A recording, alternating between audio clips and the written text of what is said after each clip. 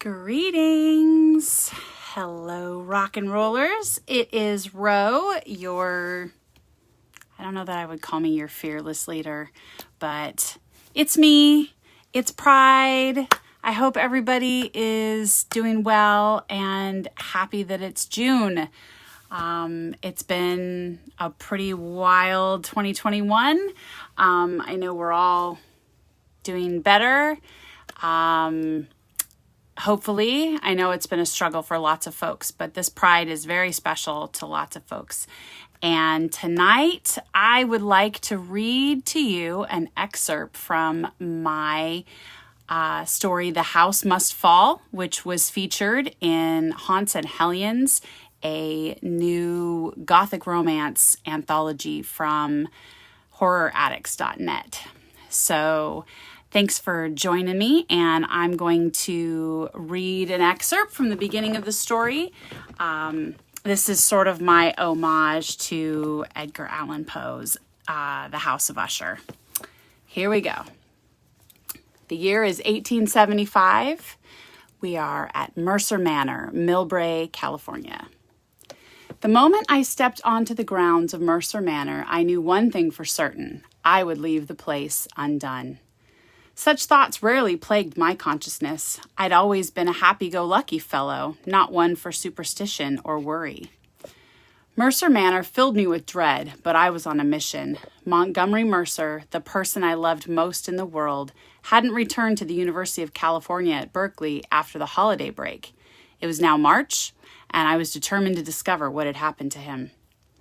The crunch of gravel under my boots seemed so loud, I wished I could silence it so as not to be discovered. I feared, without reason, someone detecting my presence before I was ready. The fog lessened and the house came into view.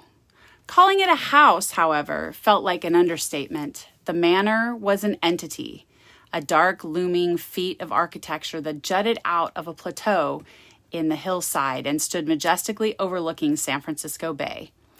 I found myself staring into the sky, trying to make out the tops of the trees, when all of a sudden the front door was opened by a servant. A familiar woman stepped through the doorway and paused at the top of the stairs, hands clasped in front of her, a frown marring her lovely face. "I was not aware we had a visitor arriving today," Monty's mother said. I gave her my most winning smile, which did nothing to crack her icy demeanor. "Wonderful to see you, Mrs. Mercer. It's Sterling from the university?" Her frown eased, but there was nothing welcoming in her expression. "Of course. Sterling Mackey. I wish I could say it was wonderful to see you too, but you really shouldn't have come." That was not the answer I'd been suspecting. I climbed the steps and was not sorry I towered over her when I reached the top. "Well, I'm here now, and I'm not leaving until I see Montgomery." I smiled again, but it was my "don't underestimate me because I'm charming and handsome" smile. "Since you are here, I suppose a short visit won't be too taxing on Montgomery. You may come in." She looked down at my luggage and wrinkled her nose slightly, as if showing her distaste for my call. She turned and led the way into the dark foyer of the grand mansion. 42 rooms, 3 stories, a conservatory, a carriage house, and 3 artificial lakes rested upon the 32,000-acre estate. The house took 3 years to build and was one of the grandest outside of San Francisco. Montgomery Mercer, Sr. had added to the family's fortune in banking during the gold and silver boom in California, and he set out to create a dynasty in the young state.